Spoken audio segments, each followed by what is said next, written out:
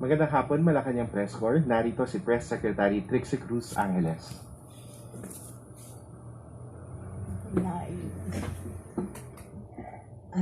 Magandang umaga. I was going to announce the various, the new officials who have been appointed. Hindi ko mabasa. iPad na. Give me a second, sorry.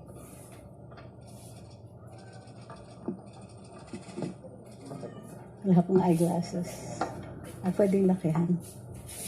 I can use this. Okay. On the developments of filling up of other government positions, President Marcos has appointed 5 new officials to different government offices.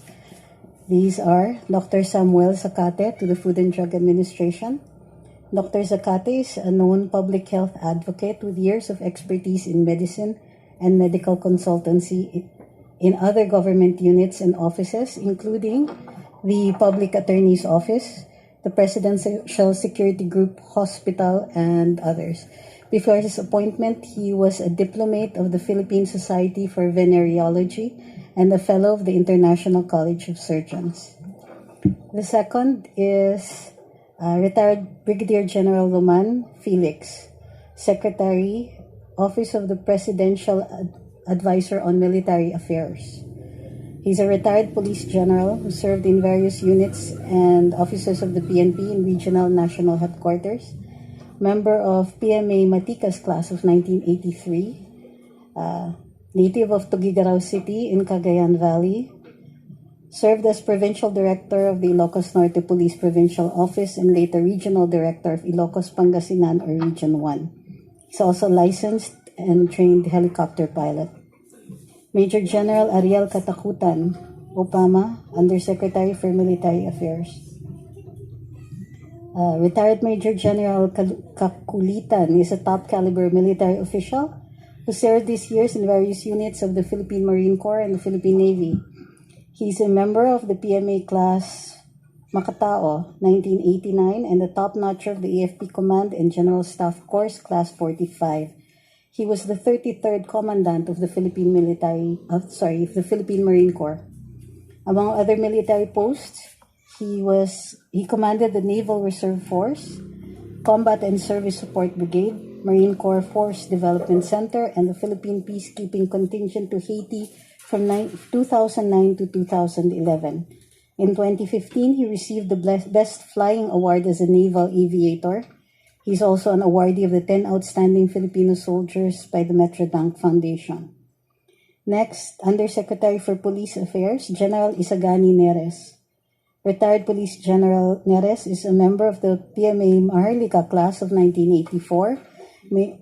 He's also a lawyer, served in various capacities in the units of the Philippine National Police, such as the Police Anti-Crime Emergency Response and the Directorate for Integrated Police Operations, Eastern Mindanao. He was also part of the PNP Special Action Force, also of the Presidential Anti-Organized Crime Task Force and PNP Anti-Kidnapping Group. Attorney Nesauro Ferme, to the Judicial and Bar Council, representing the Academe. Attorney Ferme is a law professor and practitioner, obtained his Bachelor of Laws degree in the Faculty of Civil Law of the University of Santo Tomas, worked as an executive assistant at the Metropolitan Manila Development Authority, and senior partner of Oliva Firme and Associates, former faculty of the College of Law of the Polytechnic University of the Philippines and Jose Rizal University, respectively. Questions? First question, Mela Las Moras of PTV. Hi, good afternoon, Secretary Angeles. Secretary, may mga umaani pa rin kasi ng komento yung panukalang Venito ni Pangulong Marcos na maghahatid sana ng exemption sa sa honoraria allowances at iba pang financial benefits ng mga taong naglilingkod tuwing eleksyon. At kung matutuloy, magkakaroon kasi ng eleksyon ngayong taon. Can we explain po the reasons behind this at ano po kaya yung pwedeng maging tulong ng pamahalaan for election workers? Okay, lagyan natin ng konteksto ito. Wala po tayong tinatanggal sa ating mga government employees who will be rendering poll service. may proposal in the bill na gawing tax-exempt ang kanilang honoraria at saka travel allowances. Now, yung pag-veto ng presidente is a matter of good housekeeping. Ang ating tax system, di ba nireforma natin ito? Sa pagre-reforma, ginawa natin maayos, tinanggal natin yung mga benepisyo, mga exemptions, at kung ano-ano pa na binibigay to various groups. Sa dami dati ng binibigyan ng ganon, medyo magulo na yung sistema, hindi natin alam sino yung mga nagbe-benefit dito at kung makatarungan nga na so many people are exempt or have tax breaks or tax benefits. So inayos natin yan under the tax reform laws. So yung mga ganitong proposal ay parang binabalik tayo dun sa dating sistema na marami na naman tayong exemptions at benepisyo na binibigay na nakakakos ng confusion sa ating sistema. Imbis na ganito, ang sinasabi ng ating Pangulo, magbigay tayo ng form of ayuda sa ating mga poll workers. Imbis na yung benepisyo ay gagawin natin sa pamamaraan ng pagtatanggal ng pagbubuwis. That way, maayos yung pangungulekta natin, yung sistema ng pangungulekta ng buwis, pero matutulungan pa rin natin sila. So, yun po yung konteksto nun. Bukod pa dito, gusto ko lang linawin, no? Hindi po nagkaroon ng veto spree ang ating Pangulo. 41 bills lapsed into law and only 5 were vetoed. Hindi kasama dun sa 41. So, it's not a spree. So, tinotono lang naman ng ating Pangulo dun sa mga sistema yung mga batas natin. So, lalong-lalo na yung mga batas that involve some kind of tax break or tax benefits, itotono mo dun sa ating polisiya of tax reform. So, yun lang po yun. Hindi natin po tinatanggalan ng benepisyo ang mga poll workers natin. Ang ginagawa po natin ay inaayos yung sistema without discounting the possibility na pwede pa rin silang bigyan ng ayuda. Ma'am, doon po sa nabanggit nyo, ano-ano po ba yung mga, specifically yung mga Venito? Doon ay, yung 5 lang po. If you recall, yung sa San Miguel, yung, what do you call this, yung Freeport at saka economic zone, no? So, itong sa poll workers, we had 3 others. I'm sorry, I have the list. Pinamigay ko yung list. Ito. Andiyan na po sa inyo. Yan, binigyan ko kayo ng handouts. Doon sa bottom po, yung 5. Yung 41, nasa umpisa. Ayan po. Okay, thank you po, Secretary Trixie. So, ulitin natin para sa for the benefit of your viewers. Ang mga na-veto po ay yung Bulacan Airport City Special Economic Zone, yung bagong charter of the Office of the Government Corporate Council. Ang dahilan dito ay dahil excessive yung ibang benefits, among others, no? Pati yung relationship between the OGCC, yung council, at saka ang Secretary of Justice, medyo na iba. So parang lumalabas na mag-equal sila when that cannot be the case. So vetoed din yung Davao Light and Power Company na franchise kasi nag-i-encroach siya dun sa area ng North Davao na franchise. The Philippine Transportation Safety Board Act, at tapos itong exempting from income taxation honoraria allowances and other financial benefits of persons rendering services during elections. So just 5. Dun sa sa iba medyo mahaba na yan. Kaya nyo na yan. 41 yan. Okay?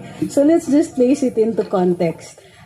Tandaan din po natin na ang presidente natin bagong pasok. So yung mga batas na ito, nung ginagawa yan, hindi pa po presidente si President Marcos, and they might have been in sync with the previous administration. So meron talagang adjustment period. Wini-welcome naman po natin yung yung LEDAC at saka yung iba-ibang mga paraan para maitono natin yung punteriya, yung vision ng Pangulo natin, yung kanyang legislative agenda with that of the Congress and the Senate. Next question, Pia Gutierrez, ABS-CBN. Hi ma'am, good afternoon. Ma'am, tungkol lang po kay FVR, has the President offered to hold a state funeral for former President FVR, and will the President visit the wake po? We have no confirmation of the President visiting the wake kasi hindi talaga natin ina-announce yun for security reasons. The state funeral is a right of the family of a deceased president. So yes, he will be accorded a state funeral with full military honors. Dennis Hamito, Bombo Radio.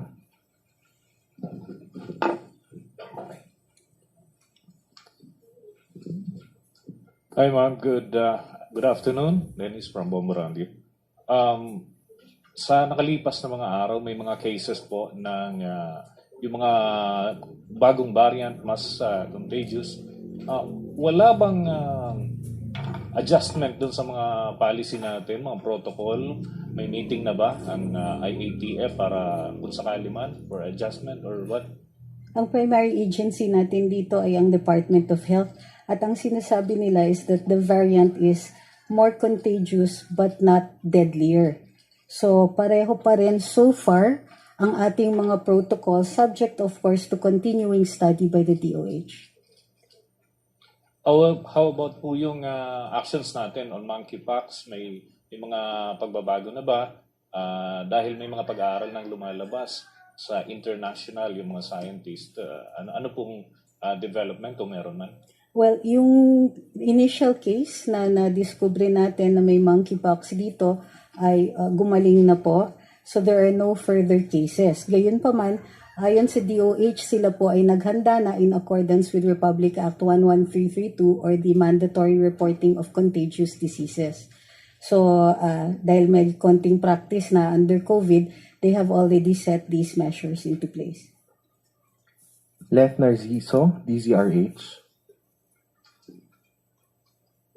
Good afternoon, Secretary. Sa second quarter survey ng SWS, may 12.2 million na pamilyang Pilipino nagsabing may hirap sila. Ano pong reaksyon ng palasyo dito?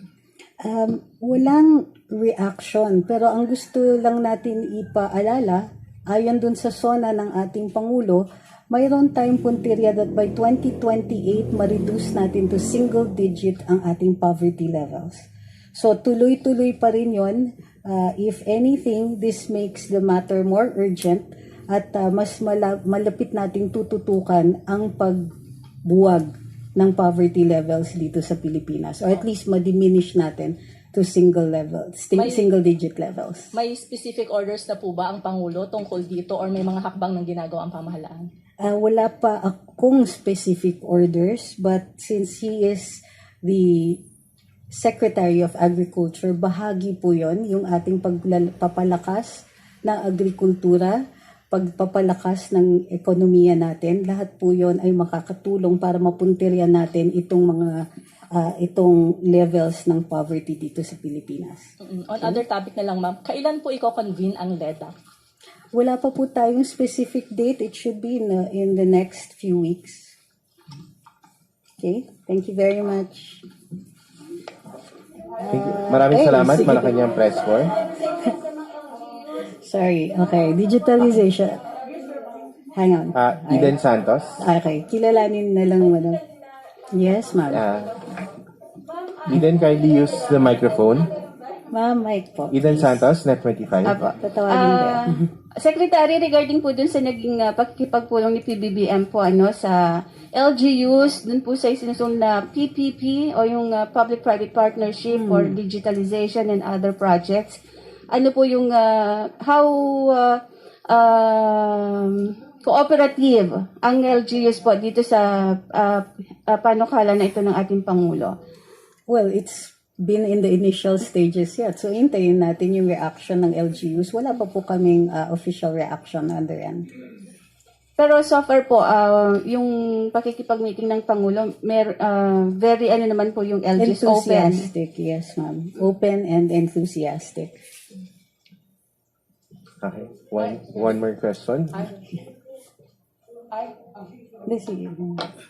Sige. Ma'am, good afternoon. Vince Lopez from Manila Standard po. Yes po.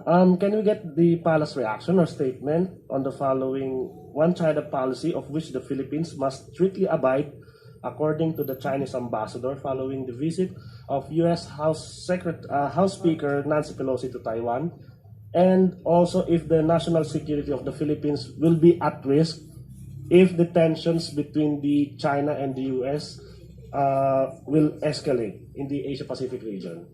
Okay, your first question is if we are reacting to the statement made by the Chinese ambassador. Yes po, ma'am. There is no reaction. Usually, when it's matters of international relations, we take time to study the matter and do not react immediately.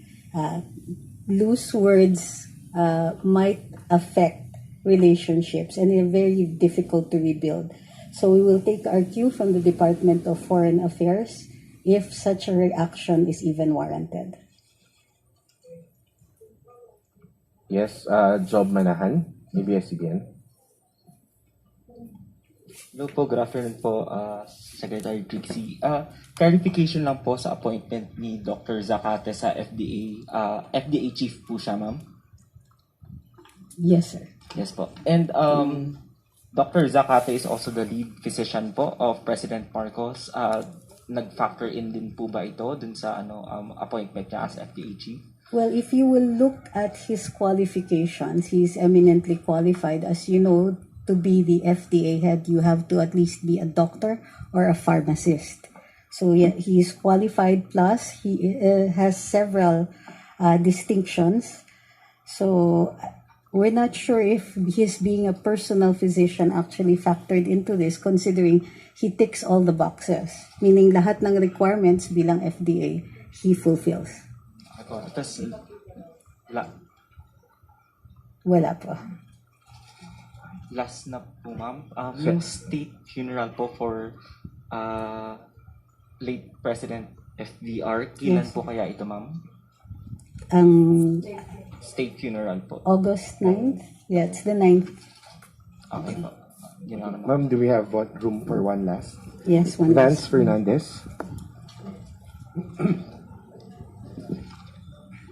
A follow-up regarding Pelosi, ma'am, no? Is there any growing concerns from the DFA over China's intensifying warnings over the visit? Or is there any growing concern from the DND and AFP over the deployment of 4 aircraft carriers of the United States Navy in the local regional waters and the potential Chinese response over it? Any reaction on this, please? Wait, your question was, is there any rising Yes. concern? Yes. Or if we're going to react to it? Yes. Like I said, on matters of international relations, reactions are studied. We don't make knee-jerk reactions because they could adversely affect international relations. Suffice it to say that our military and our DFA are closely monitoring the situation as they would in any other similar circumstance. Thank you very much, ma'am. Thank you. Thank you, Secretary Trixie. Thank you, Malacanang Press Corps.